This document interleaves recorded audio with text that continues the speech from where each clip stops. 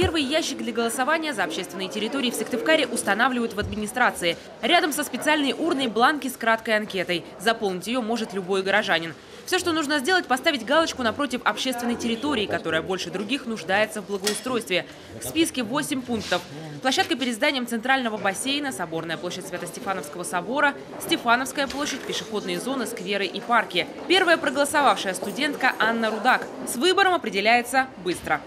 Парк имени Кирова – это такое сердце нашего города. Сейчас он и так находится в красивом состоянии, но если он станет более уютным, более комфортным для того, чтобы там можно было гулять, то жители города, я думаю, что скажут спасибо Сыктывкару.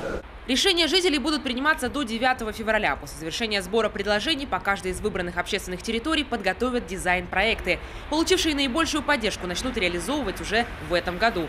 До 16 февраля комиссия должна подвести итоги по выбору этих территорий.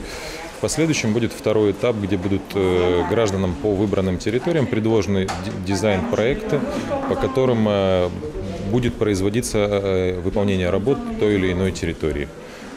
Поэтому два этапа. Завершающий этап – это 18 марта. Такие же урны для голосования появятся в торговых центрах, домах культуры, спортивных комплексах и других самых посещаемых местах. Только в Ухте организовано 11 точек. Всего же в госпрограмме, инициированной президентом Владимиром Путиным, в этом году участвуют 45 населенных пунктов в Коми. На реализацию проектов выделено 188 миллионов рублей. Помимо этих средств на благоустройство городских парков в Воркуты выделено 10 миллионов рублей. Столица мира в прошлом году уже отличилась. Единственная в Коми получила федеральные средства в размере 16 миллионов рублей не только на дворы и парки, но даже на покраску фасадов зданий.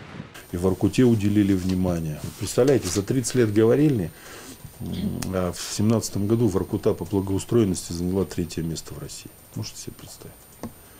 А наши усилия были отмечены, и республика вошла по темпам благоустройства и заняла 4-е место в стране. По итогам 2017 года социально-экономическое развитие республики мы занимаем 16-е место. А в 2015 году 53-й. Вы сами понимаете, что есть темпы, которыми мы, в принципе, сегодня движемся вперед.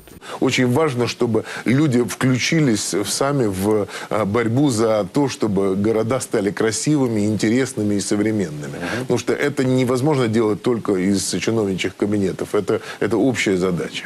Ну, вот звучит общероссийский же это проект. Да, во всех городах, которые там больше 1000 жителей, везде эта программа работает. И вот сегодня мы из федерального бюджета в этом году выделили 25 миллиардов, а если говорить вместе с софинансированием со стороны субъектов Российской Федерации, то там уже больше 42 миллиардов. По словам руководителя Минстроя страны, программа, которая стартовала в 2017-м, оказалась успешной. И по инициативе Владимира Путина будет продлена на 5 лет. Правительство России, к слову, впервые помогает субъектам в решении вопросов благоустройства. Таисия Жакова, Олег Жуковский, телеканал Юрган, Сыктывкар.